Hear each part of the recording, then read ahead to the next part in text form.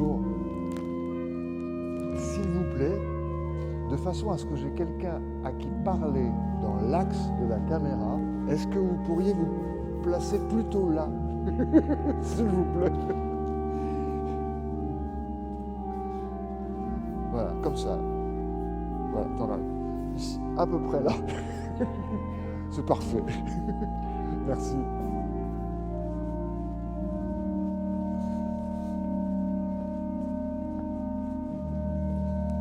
Alors, donc j'ai la liturgie, j'ai le machin.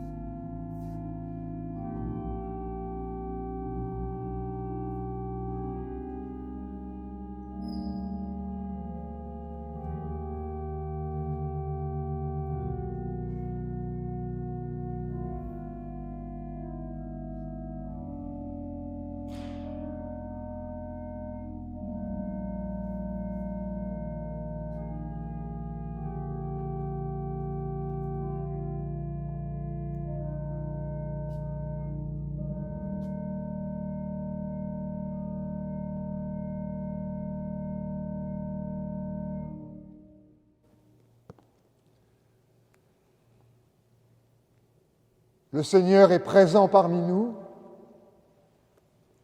C'est lui qui nous rassemble, non seulement les quelques-unes et les quelques-uns rassemblés dans ce temple, mais qui nous rassemble avec toutes celles et tous ceux qui, aujourd'hui, sur notre planète, et aussi dans notre bonne ville de La Haye, se sont rassemblés, se rassemblent et se rassembleront pour se mettre à l'écoute de la parole de Dieu et le prier. Et puis aussi avec toutes celles et tous ceux qui, depuis des générations, dans ce temple, et avant qu'il ne soit construit dans ce qui était déjà l'église wallonne de La Haye, mais aussi dans bien d'autres églises wallonnes des Pays-Bas, avec toutes celles et tous ceux qui, depuis des générations, se sont réunis, se réunissent et se réuniront pour se mettre à l'écoute de la parole de Dieu et le prier en langue française. Quelle que soit notre langue, quelle que soit notre nationalité, quelle que soit la couleur de notre peau, quelle que soit notre orientation sexuelle, comme on dit aujourd'hui, quels que soient tous ces détails qui font de chacune et chacun d'entre nous des êtres particuliers, singuliers, aimés de Dieu. C'est Dieu qui nous unit. Que son amour nous habite, que sa parole nous éclaire et que sa proximité nous fortifie.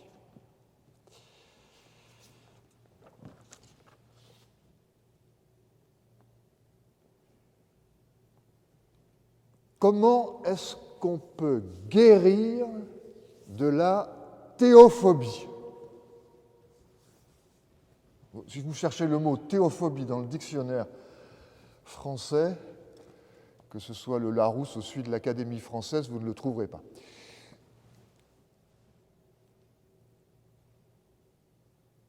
C'est ce que m'a inspiré le passage de l'épître de Paul aux Corinthiens que nous méditerons aujourd'hui. Quand on lit cette épître, on peut penser que à Corinthe, les gens, les membres de la petite communauté chrétienne de Corinthe se demandent si l'apôtre Paul ne serait pas fou.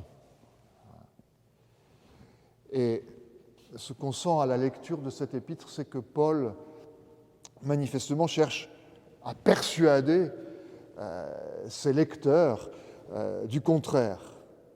Mais à le lire, je pense qu'on sent bien aussi qu'il cherche, Paul, à se persuader lui-même qu'il n'est pas fou. D'une manière plus générale,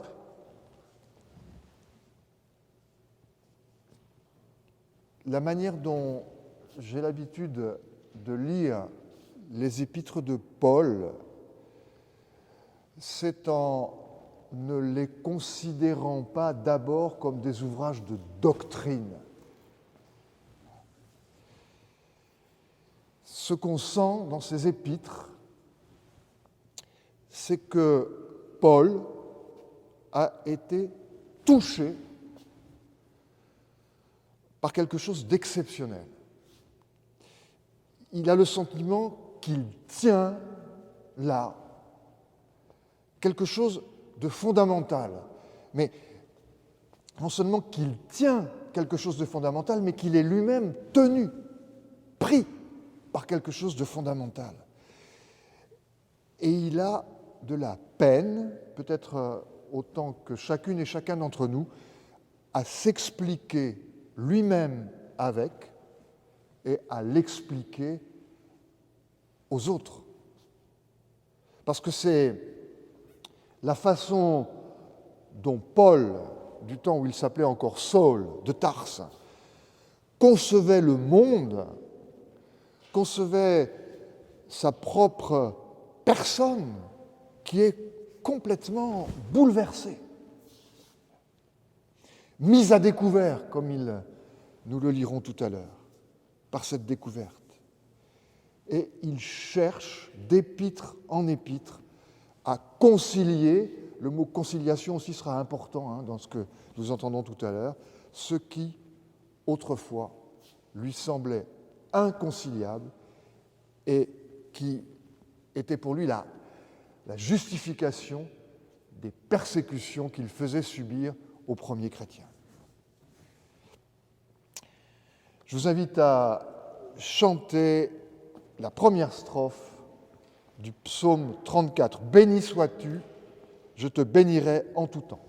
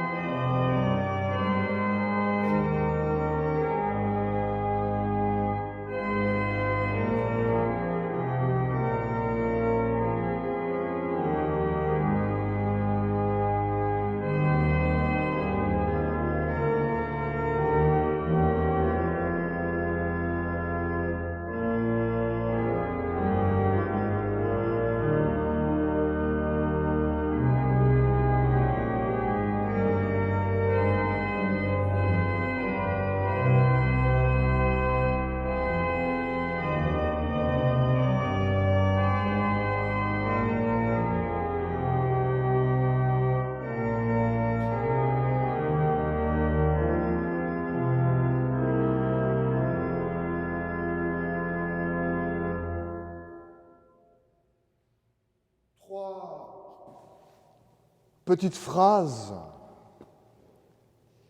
qui nous sont offertes comme des bouées de secours dans les moments de crise que nous traversons, qui sont aussi offerts à notre monde comme des bouées de secours dans les moments de crise qu'il traverse. La première petite phrase, vous la connaissez par cœur, mais c'est bon de se la remémorer régulièrement. Elle est de l'apôtre Paul et elle commence plutôt mal. Le salaire du péché, nous dit l'apôtre Paul, c'est la mort. Si on demandait à Luther de nous expliquer ce que ça veut dire, Luther nous dirait la conséquence de la rupture du lien de confiance, du lien de foi que Dieu a voulu créer et a voulu maintenir avec nous, la rupture de notre propre fait, de ce lien de confiance, la conséquence de cette rupture, le salaire du péché, nous dit l'apôtre Paul, c'est la mort. Mais c'est la bonne nouvelle. Le don gratuit de Dieu, c'est la vie éternelle en Jésus, Christ, notre Seigneur. Et vous avez dans ces quelques mots le concentré de l'Évangile. Et puis, il y a ces paroles de Jésus. Celui qui écoute ma parole, dit-il, et qui met sa confiance qui croit en celui qui m'a envoyé, celui-là, celle-là, a la vie éternelle.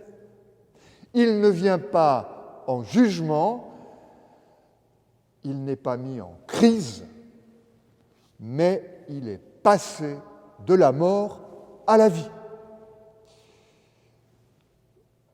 Et de manière encore plus concentrée, toujours dans la bouche de Jésus, « Je suis », nous dit Jésus de lui-même, « Je suis la résurrection et la vie ». Ce sont cette résurrection et cette vie qui, dès à présent, nous donnent le souffle et la voix pour chanter « J'ai cherché le Seigneur m'a répondu ».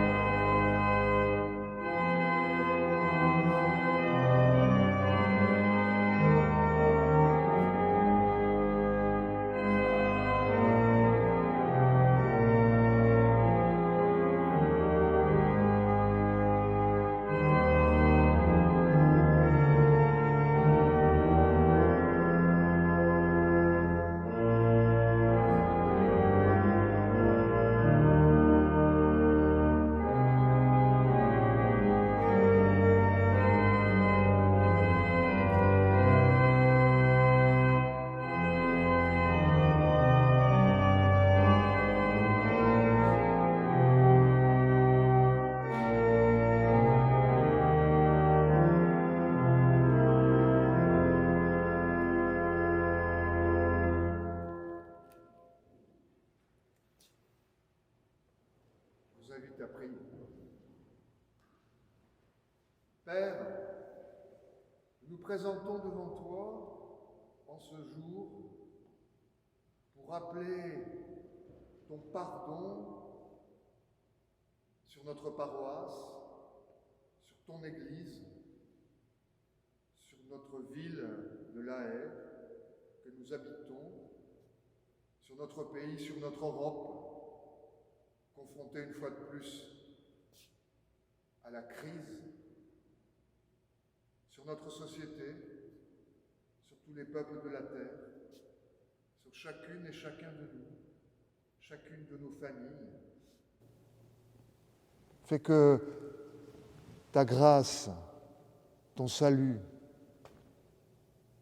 nous permettent une fois de plus de passer outre, de sortir de toutes ces menaces qui pèsent sur nous, sur nos proches, sur notre société, sur notre Europe, sur notre monde. Amen.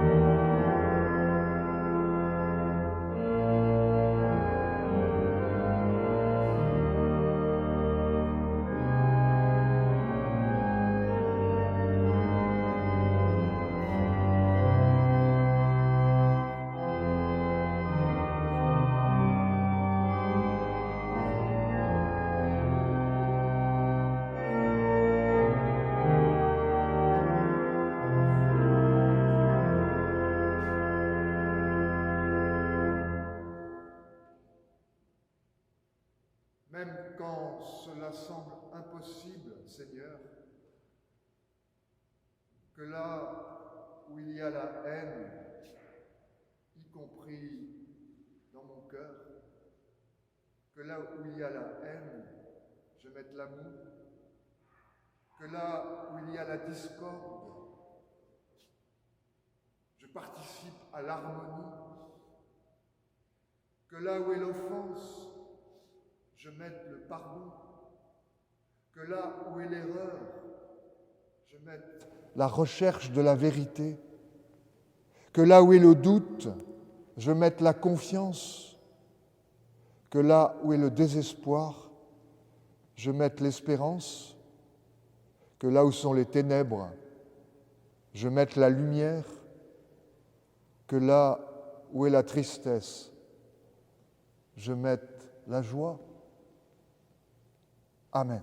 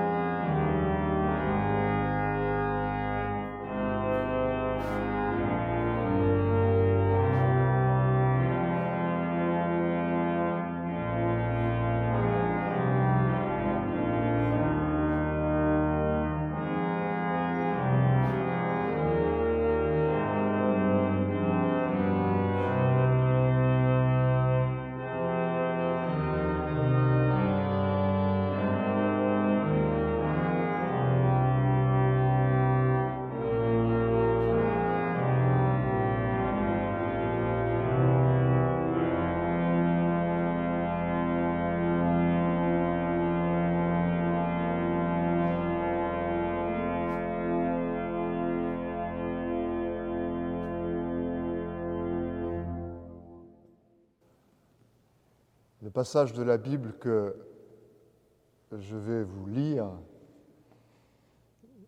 je l'ai imprimé après avoir fait un copier-coller à partir du site Lire la Bible de l'Alliance biblique française.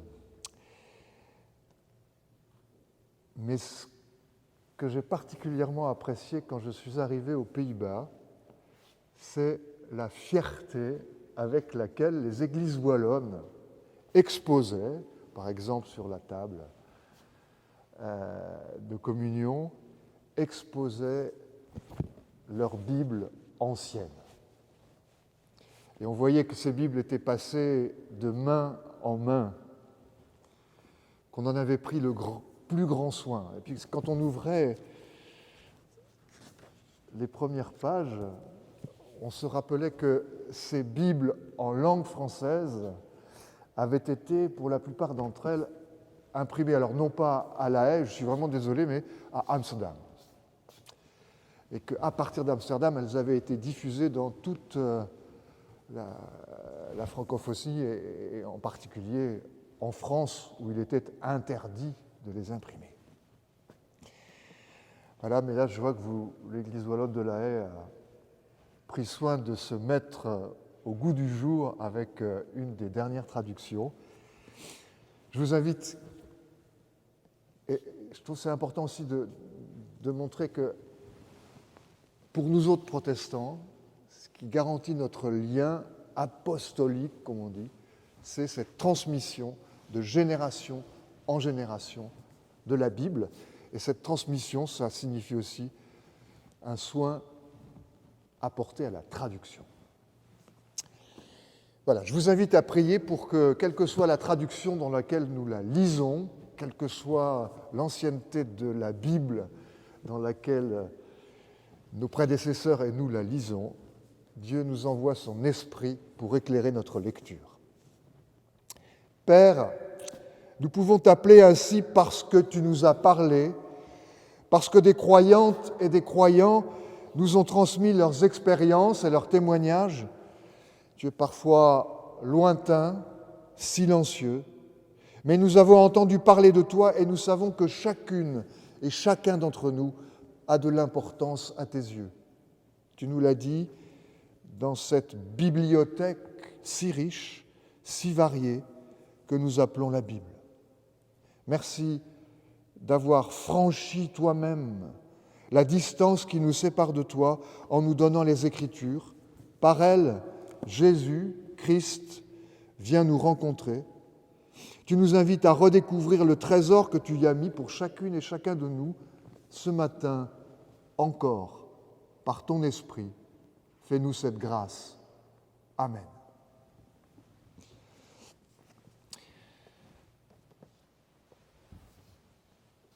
Je vous invite donc à écouter ce matin, dans la deuxième épître aux Corinthiens, au chapitre 5, ces quelques versets. Connaissant donc la crainte du Seigneur, nous cherchons à convaincre les hommes et, devant Dieu, nous sommes pleinement à découvert.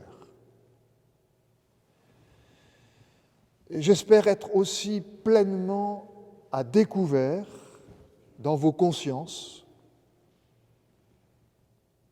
Nous ne nous recommandons pas à nouveau auprès de vous, mais nous voulons vous fournir l'occasion d'être fiers de nous, afin que vous ayez de quoi répondre à ceux qui ont des motifs de fierté qui sont de façade et non de fond. Si nous avons été hors de sens, c'était pour Dieu. Si nous avons été sensés, c'était pour vous. L'amour du Christ nous étreint à cette pensée qu'un seul est mort pour tous, et donc que tous sont morts. Et il est mort pour tous et toutes, afin que les vivants et les vivantes ne vivent plus pour eux-mêmes, mais pour celui qui est mort et ressuscité pour elles et pour eux. Aussi, désormais,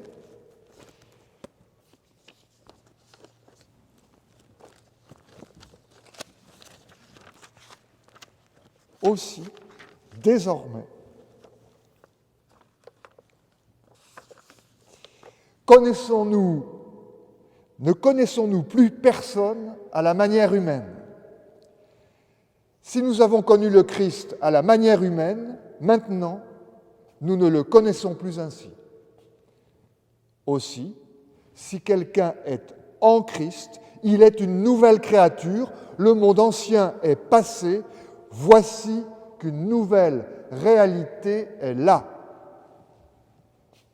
Tout vient de Dieu, qui nous a réconciliés avec lui par le Christ et nous a confié le ministère de la réconciliation. Car de toute façon, c'était Dieu qui, en Christ, réconciliait le monde avec lui-même, ne mettant pas leurs fautes au compte des hommes et mettant en nous la parole de réconciliation.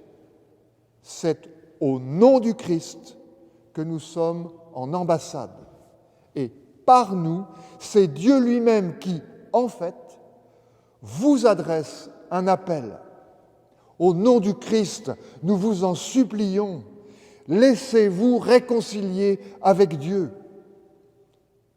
Celui qui n'avait pas connu le péché, il l'a, pour nous, identifié au péché, afin que, par lui, nous devenions justice de Dieu.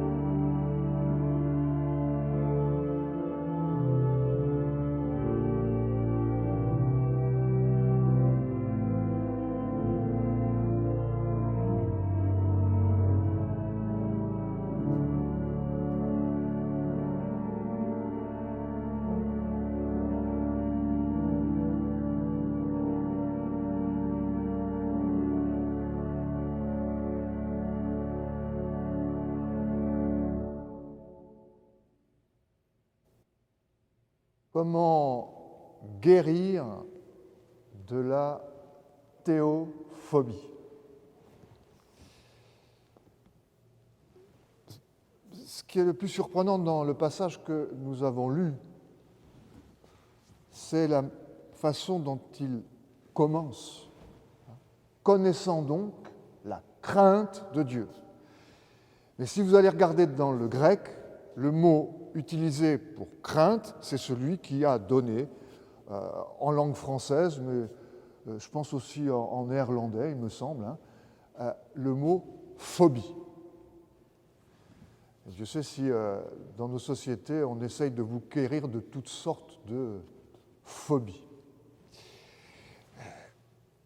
On peut aussi se demander d'ailleurs si nos sociétés, notre monde, ne serait pas atteint en général, effectivement, d'une forme de théophobie. Il ne veut plus rien savoir de Dieu.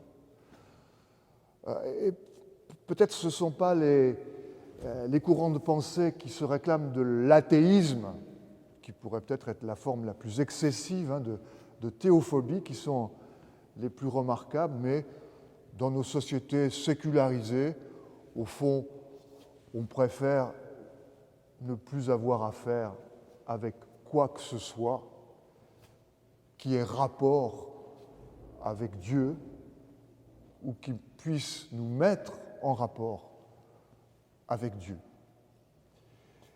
Et du coup, ce sont toutes sortes de pseudo-divinités qui finissent par prendre le pouvoir sur nous-mêmes, sur nos sociétés.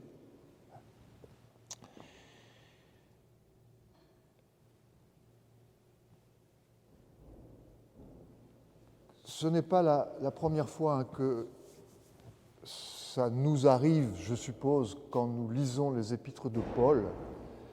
Et c'est pourquoi j'ai souligné qu'il fallait lire les épîtres de Paul comme non pas des discours de doctrine, mais Paul cherchant à s'expliquer lui-même et à expliquer aux autres ce qui lui est arrivé et pourquoi, même s'il peut passer pour fou, c'est si important. Et dans ce passage, tout est tellement entremêlé que, en tout cas à première écoute, je pense qu'on a énormément de difficultés à s'y retrouver. Je vous propose, pour ce faire, de nous attacher à 3 points importants qu'on retrouve exprimés dans ce passage et qui sont comme des points d'ancrage, d'une manière générale, de notre foi chrétienne. Le premier point, c'est ce qu'on pourrait appeler, de manière, disons, très ordinaire, que ce dont parle Paul, c'est le passage d'une réalité à une autre, d'une réalité ancienne à une nouvelle. Le deuxième point, vous l'avez entendu parce que ça a résonné plusieurs fois à nos oreilles, c'est la réconciliation. Et qu'au fond, le bouleversement dont parle Paul, on pourrait presque dire la conversion, on ne sait pas trop si c'est la conversion de notre humanité ou celle de Dieu, c'est la conversion, le bouleversement de la phobie à l'amour. Et le troisième point, peut-être le plus important pour Paul, c'est quel rôle joue Jésus, le Christ, le Seigneur, dans cette histoire.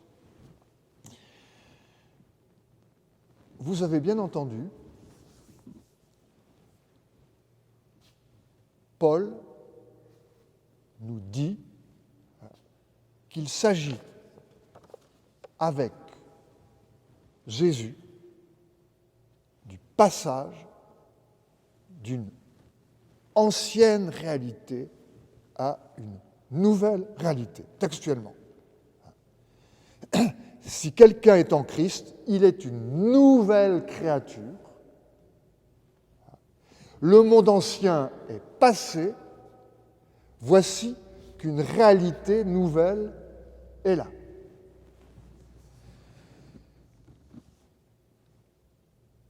Nous vivons aussi aujourd'hui, même si nos représentations du monde sont complètement différentes, mais il suffit d'allumer son poste de radio, son poste de télévision, ou de se connecter à Facebook ou à Twitter, ou à quoi d'autre, j'ai de la peine à suivre, pour se rendre compte que dans toutes les directions, et en provenance de toutes sortes de sources, des gens essaient d'analyser la situation dans laquelle nous vivons, les crises que nous traversons, comme des passages d'un monde ancien à un monde nouveau. Et en fait, ça n'est pas nouveau. La question après, c'est comment est-ce qu'il nous en parle ?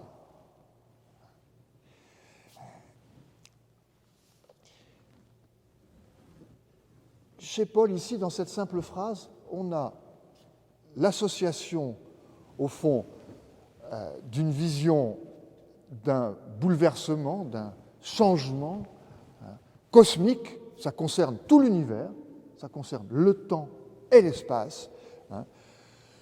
Un monde ancien est passé, une nouvelle réalité est là, et en même temps, ça nous concerne, chacune et chacun d'entre nous, personnellement. Et ça concerne d'abord Christ. Si quelqu'un est en Christ, il est une nouvelle créature. On comprend tout de suite qu'au fond, le Christ, en nous incorporant, en nous prenant avec lui, on pourrait le dire encore plus simplement, nous permet, dans ce bouleversement des temps, de passer d'une réalité ancienne à une réalité nouvelle. Le problème de Paul, ici, et c'est pourquoi il nous semble parfois un peu contradictoire dans ses propos, c'est de relire. Parce que pour Paul, comme pour le christianisme, il ne s'agit pas, comme le dit un hymne qu'on ne chante pas dans les églises, du passé faisons table rase. En général, les gens qui le chantent vous parlent des poubelles de l'histoire aussi. Précisément pour le christianisme, il ne s'agit pas de faire table rase du passé, mais au contraire de faire fleurir ce dont nous avons hérité du passé et qui nous promet, ou qui contient en germe la naissance, l'émergence, on dirait aujourd'hui, d'une réalité nouvelle. Mais voilà, c'est la difficulté de Paul. Relire l'ancien à la lumière du nouveau, de la réalité nouvelle qu'il a lui-même frappée en plein visage au point de l'aveugler. On pourrait dire autrement, faire du neuf avec du vieux. On a aussi cette image dans les évangiles. Est-ce que c'est possible ? Est-ce que c'est durable ? On dirait aussi aujourd'hui. Est-ce que ça tient la route ? En d'autres termes, le problème de Paul, comme le problème au fond du christianisme, c'est est-ce que l'ancien et le nouveau, dans les périodes de crise, peuvent cohabiter ensemble? Est-ce qu'il y a seulement conflit, qui peut devenir très violent, entre l'ancien et le nouveau, ou au contraire, est-ce qu'il peut y avoir, on pourrait dire, une cohabitation, une collaboration, une élaboration de l'ancien avec le nouveau? Ça, c'est le premier point important, on pourrait dire presque l'arrière-fond du propos de Paul. Et je pense que les situations dans lesquelles nous vivons aujourd'hui, qui sont des situations de bouleversement, de crise, peuvent nous aider à mieux comprendre ou avoir plus de sympathie pour ce que Paul tente de nous dire ici. Le vrai bouleversement, pour Paul, c'est ce qu'il exprime par ce que nous traduisons en français par le terme de réconciliation. Comment on le dirait en néerlandais, réconciliation? Verzoening. Qu'est-ce que c'est que la réconciliation? Parce que à la lecture de ces quelques versets, même si vous ne cherchez pas à comprendre, il y a un mot qui va résonner à vos oreilles et s'ancrer consciemment ou inconsciemment dans votre esprit, c'est ce mot de réconciliation. Et au fond, c'est déjà en soi un évangile, de se laisser toucher par le mot, de laisser ce mot germer en nous. Réconciliation. Et cette réconciliation, Paul nous dit qu'elle réside dans le vrai bouleversement, la vraie révolution qui nous fait passer de la phobie. Est-ce que notre monde pourrait se libérer, se guérir de la phobie de Dieu, qui consiste à passer de la phobie, de la crainte, qui peut bien sûr se transformer en respect, mais ce respect, c'est toujours une forme de, même dans la politesse, une certaine forme de mise à distance, qui puisse nous faire passer de la phobie à l'amour. Il y a dans ces quelques versets de l'apôtre Paul quand même on pourrait dire une description de ce qu'est ce phénomène de la phobie. D'abord, il y a cette image. Dans certaines églises ou dans certains temples, on la voit dessinée par un œil inscrit dans un triangle et avec des rayons qui partent de l'œil, et qui expriment cette image peut-être profondément ancrée en nous, que nous soyons croyants ou pas croyants, de ce Dieu, peu importe qu'on y croit ou qu'on n'y croit pas. L'image reste de ce Dieu qui, du haut du ciel, que nous croyons désormais vide, mais de ce Dieu comme un œil qui voit tout. Il y a un mot anglais, mais qu'on utilise aussi quand on parle d'Internet en français. Il y a un mot anglais, je pense que vous êtes toutes et tous connectés, vous avez tous besoin de cliquer plusieurs fois de suite sur un certain nombre de boutons pour pouvoir enfin accéder au site Internet que vous voulez visiter, parce que, grâce à l'Europe en fait, un certain nombre de lois ont été publiées. En France, aux Pays-Bas, ça s'appelle la fameuse loi qui oblige à demander d'abord aux gens s'ils acceptent les cookies, ensuite s'ils acceptent la politique de confidentialité privée. Comme on dit en anglais, je prononce très mal l'anglais, privacy, voilà. C'est quelque chose de très important, c'est devenu très très important. Et c'est une forme de réaction à cette idée que quelque part, on pourrait bien l'appeler un Dieu, ou une sorte, quelque part il y a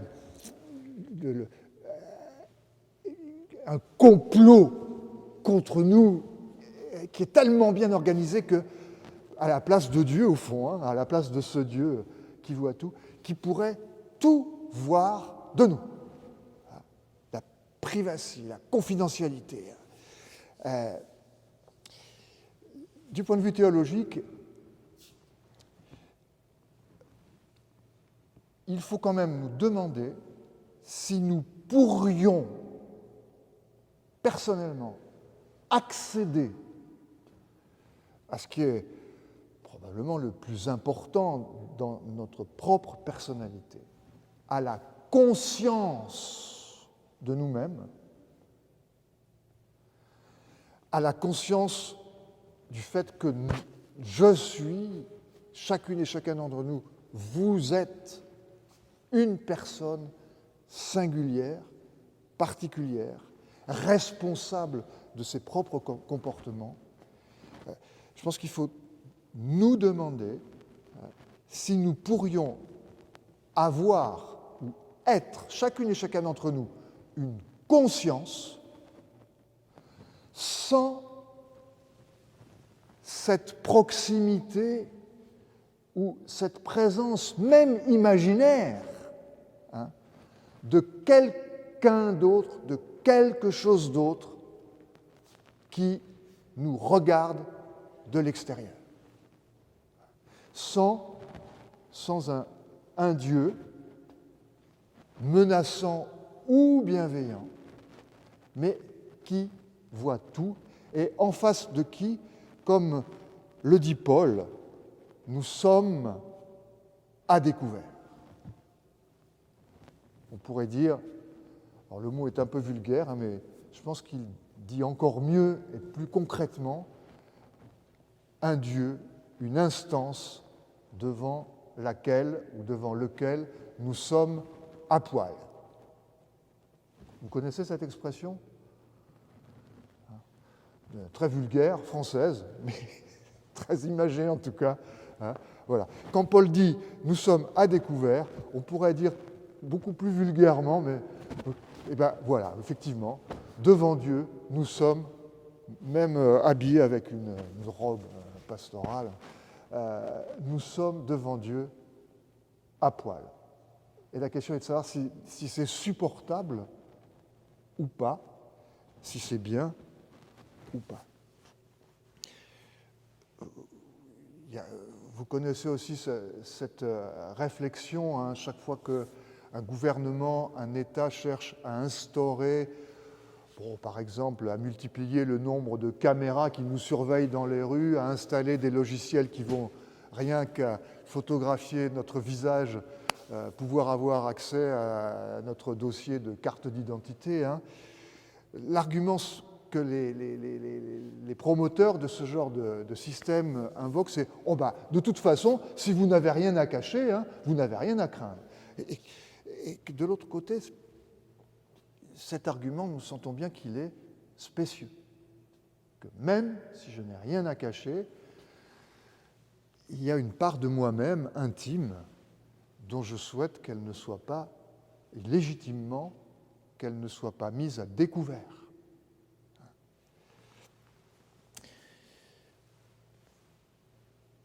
Autre caractéristique, la dernière, qui caractérise ce passage de la phobie à l'amour, c'est la différence que Paul fait entre la mauvaise fierté. Ce matin, sur l'émission protestante à France Culture, il était question d'authenticité. Cette forme de fierté où on sent bien, souvent, avec des gens qui en sont atteints de fausse ou de mauvaise fierté, que dans leur relation avec les autres, il y a toujours un masque, même souvent un masque mal ajusté, hein, qu'ils mettent devant eux, hein, pour protéger, au fond, la conscience qu'ils ont de leur personnalité, de leur identité. Et chez Paul, il y a une bonne fierté, qui serait au fond, on peut s'imaginer, est-ce que nous serions capables de nous tenir, comment dire, à poil, à découvert, comme dit Paul, puisque là il dit, on pourrait dire aussi sincère, c'est le sens du mot sincère, sans masque, devant les autres et devant Dieu. Bon, nous sentons bien que dans nos existences de tous les jours, nous avons toujours à jouer entre les masques nécessaires que nous utilisons pour protéger notre intimité, pour ne pas toujours être agressés par les agressions qui viennent de l'extérieur, et puis cette exigence d'authenticité qui bien souvent peut aussi représenter pour nous une certaine forme de confort. C'est clair qu'on est beaucoup plus à l'aise dans nos relations avec les autres quand on ne se sent pas menacé et quand on sent qu'on peut être sincère avec les autres.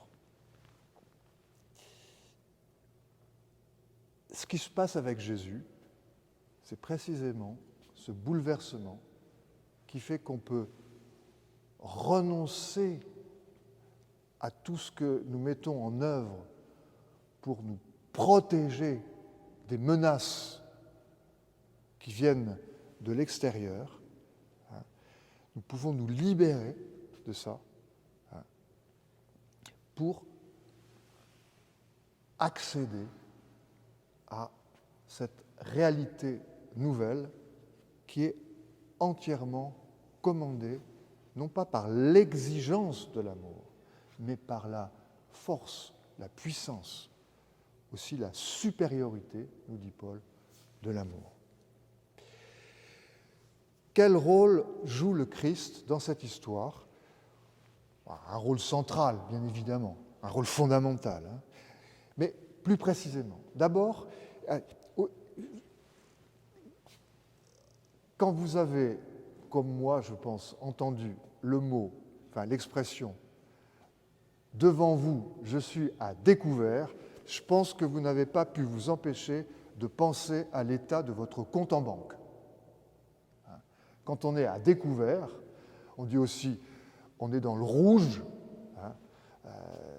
ça veut dire que, oui, on y a probablement laissé sa chemise.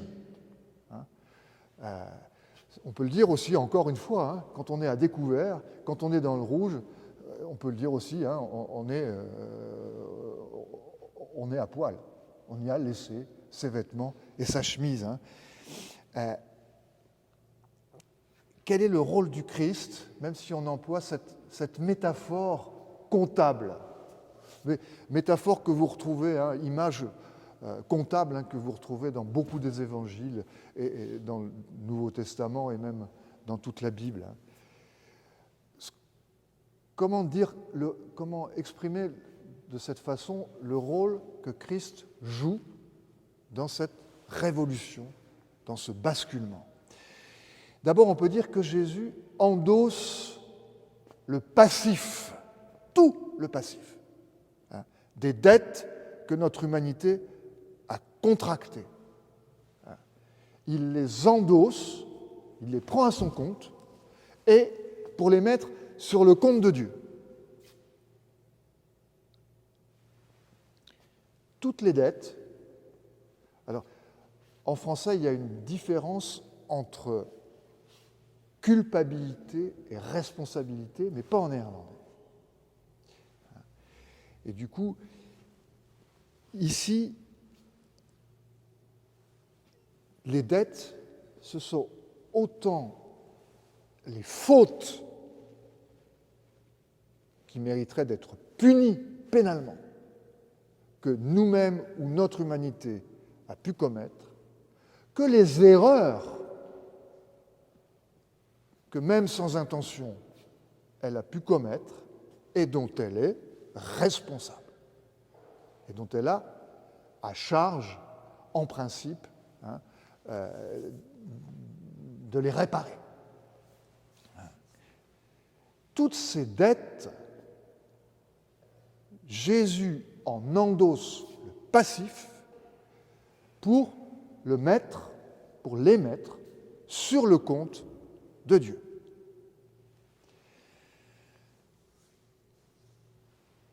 On pourrait aussi décrire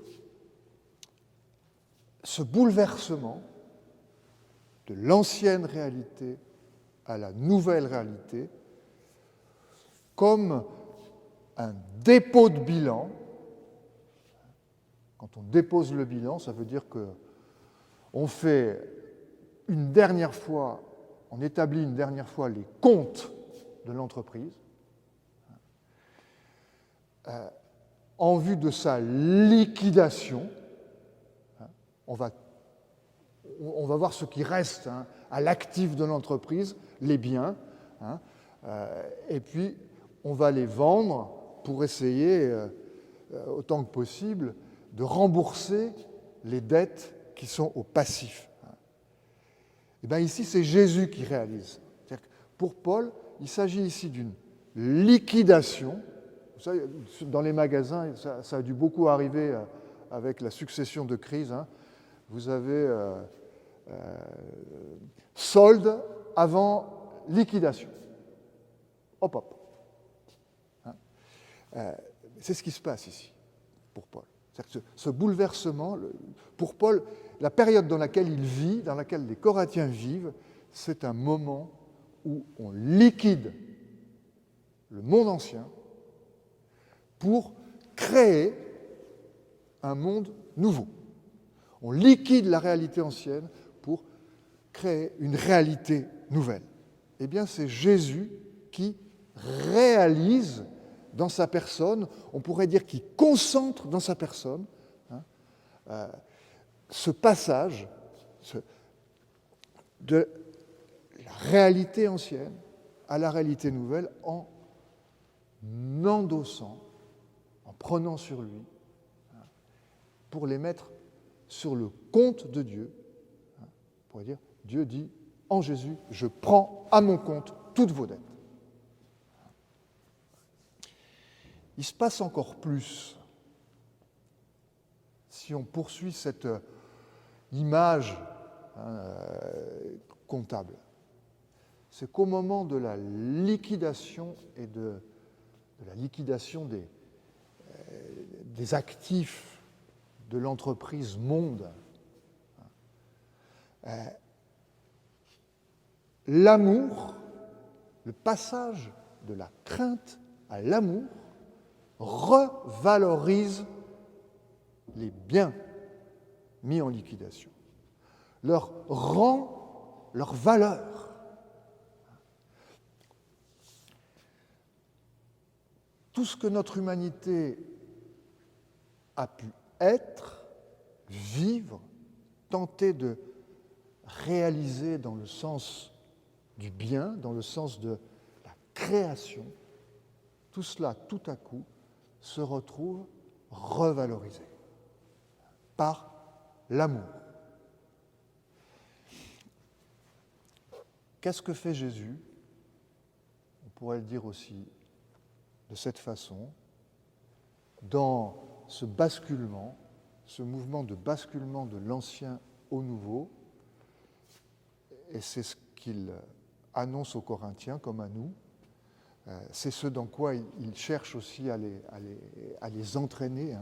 Jésus nous enrôle dans cette action par laquelle il fait passer notre monde d'une réalité ancienne à une réalité nouvelle.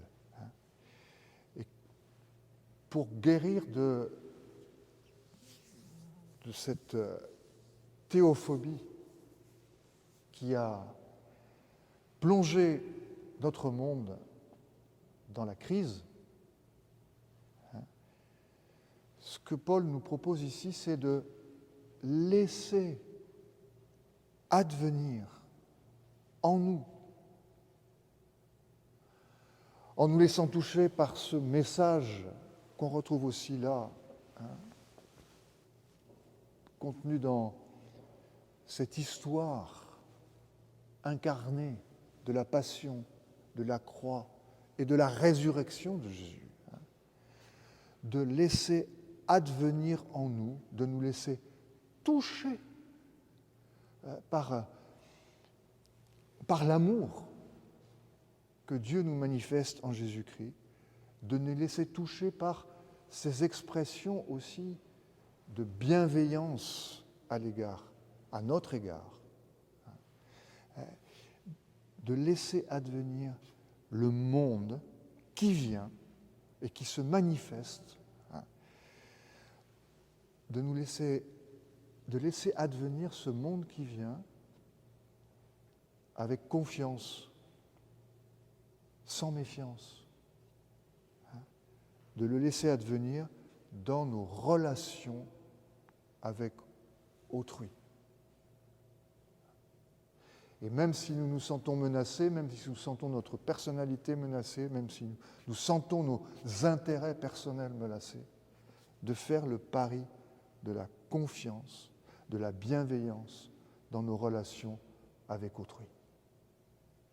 Et quand nous laissons cela, parfois même nous-mêmes, nous surprendre, c'est Jésus qui agit avec nous, c'est Jésus qui nous enrôle dans la façon dont il réalise au quotidien, dans le quotidien de nos existences, mais aussi dans le quotidien de l'existence de notre monde, ce passage du monde ancien, la réalité ancienne, à la réalité nouvelle. Au fond, j'aurais pu me passer de faire toute cette prédication parce qu'il ne faut pas chercher midi à 14h. Laisser Jésus agir dans nos relations avec les autres, ça veut dire ne jamais renoncer, quoi qu'il arrive, à faire le pari de la bienveillance, de la gentillesse, de la disponibilité, de l'écoute, de l'amour. C'est ce que Paul ici appelle le ministère de la réconciliation. J'espère que dans chacune et chacun de nos vies, nous avons déjà pu exercer ce ministère.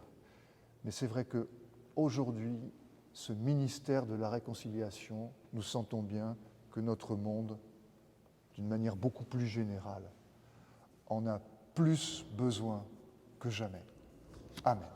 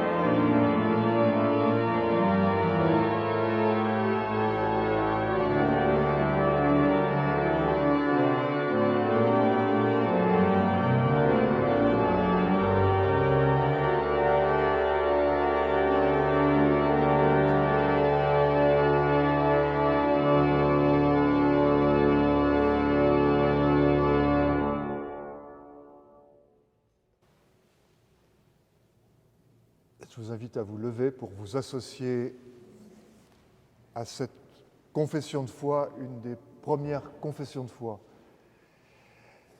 de notre histoire chrétienne. Je crois en Dieu, le Père Tout-Puissant, Créateur du ciel et de la terre. Je crois en Jésus, Christ, son Fils unique, notre Seigneur, qui a été conçu du Saint-Esprit et qui est né de la Vierge Marie. Il a souffert sous Ponce Pilate, il a été crucifié, il est mort, il a été enseveli, il est descendu aux enfers.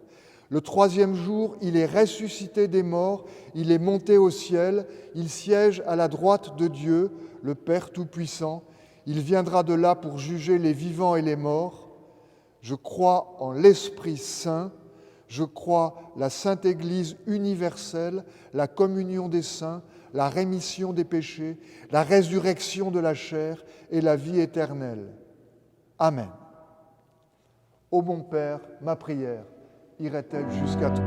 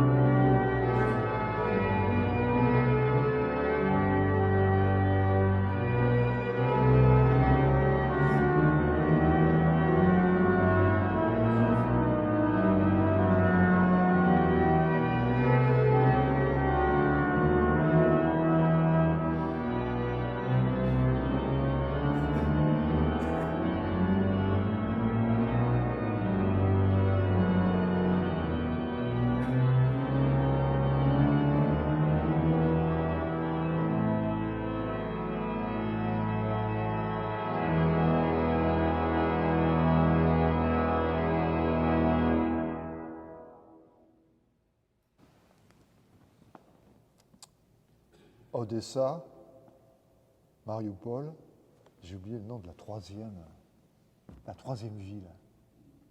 J'ai oublié son nom. Kharkov. Voilà, 3 villes, je ne sais pas comment le dire, pour rester un peu objectif, 3 villes martyrisées. 3 villes dont les habitants, pour la plupart, quelles que soient leurs opinions, ne comprennent pas ce qui leur tombe sur la tête. 3 villes qui, pour nous autres Européens, peut-être qui avons un regard trop centré sur notre Europe, représentent toutes ces villes martyrisées, détruites, surtout toutes ces populations dont probablement la plus grande majorité ne demande qu'une chose, vivre tranquille, en bonne intelligence. Toutes ces villes, mais aussi toutes ces campagnes, qui, à cause de ce que la crainte, la phobie de l'autre, avec un petit A ou avec un grand A, peut provoquer toutes ces villes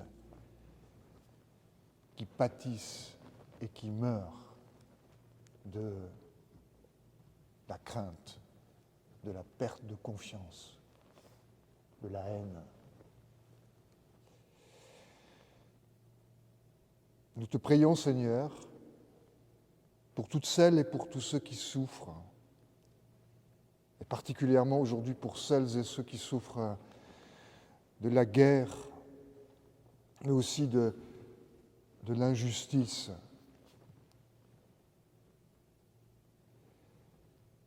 Nous te prions pour celles et ceux qui ont faim, soif, froid.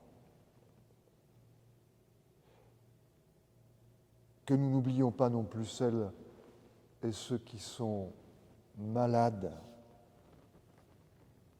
particulièrement celles et ceux dont la maladie conduit à la mort. Nous te prions pour celles et ceux qui pleurent et qui ne trouvent pas la consolation, pour celles et ceux dont la conscience est chargée et qui ne trouvent pas le pardon, pour celles et ceux qui te cherchent, peut-être sans savoir ton nom, et qui ne t'ont pas encore rencontré. Nous te prions pour tous les êtres qui nous sont chers, que nous te nommons dans le secret de nos cœurs.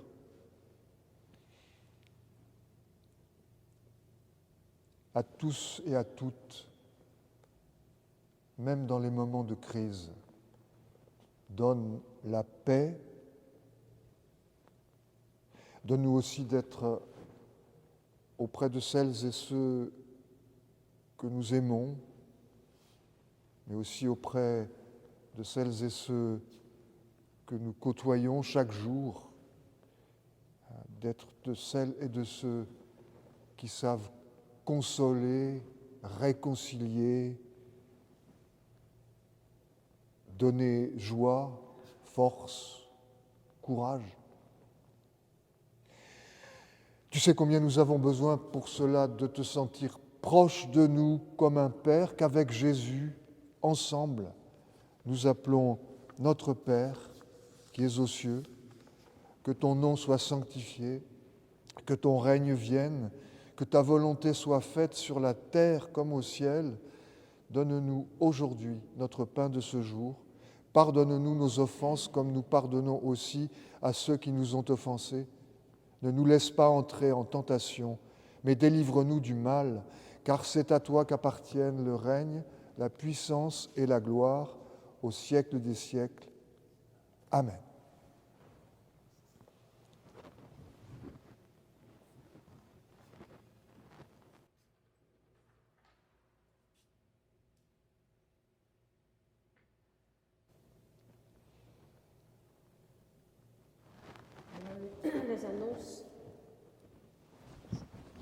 Les annonces pour aujourd'hui, pour cette semaine. D'abord le culte du 10 avril, dimanche des Rameaux. Le culte du 10 avril, dimanche des Rameaux, sera présidé par notre pasteur Baptiste Alt. Le culte du 15 avril, vendredi saint, à 19h30, sera présidé aussi par notre pasteur. Et le 17 avril, culte de Pâques, sera aussi présidé par notre pasteur. Le montant de la collecte sera réparti entre l'Église, la diaconie et la collecte spéciale du mois. Pour ce mois, c'est la Fondation John Bost. La Fondation John Bost, fondée en 1848 par le pasteur Jean-Antoine John Bost, est une œuvre privée protestante à but non lucratif et à caractère sanitaire et médico-social. La Fondation John Bost accueille, soigne et accompagne dans un environnement sans muraille ni barrière des personnes handicapées physiques et ou mentales et personnes âgées. Agenda. Les activités sur Google Meet. Le jeudi 17 avril à 20h, étude biblique sur le texte de la prédication du 10 avril, à savoir Jean 12, versets 12 à 19. Jeudi 14 avril à 20h, réunion de prière. Pour les détails et les liens pour pouvoir y participer, consultez le site de notre paroisse ou prenez contact avec notre pasteur. Concert. Samedi 9 avril à 20h30, concert de dièse par Christian Calva, trompette et Simon Kelsberg, piano. Pour avoir plus d'informations de ce concert et pour réserver vos places, vous pouvez consulter le site de notre paroisse. Et après le culte, vous êtes tous et toutes invités pour le café fraternel. Bon dimanche à vous tous.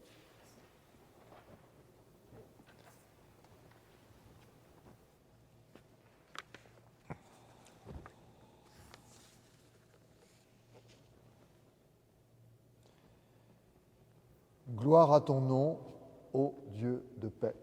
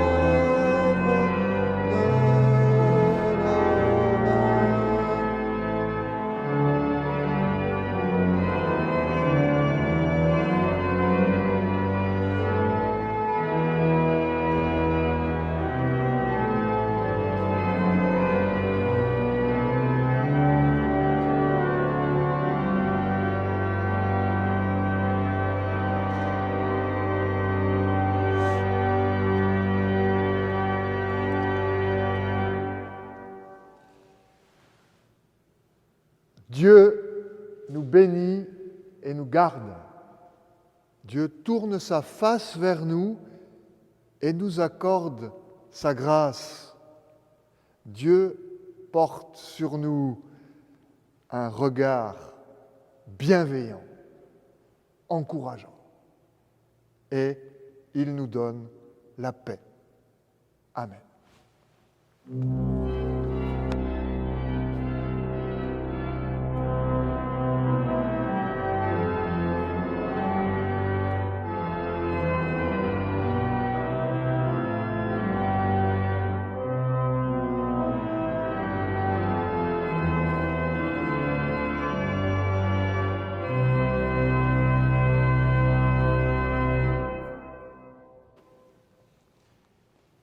dimanche à toutes et à tous.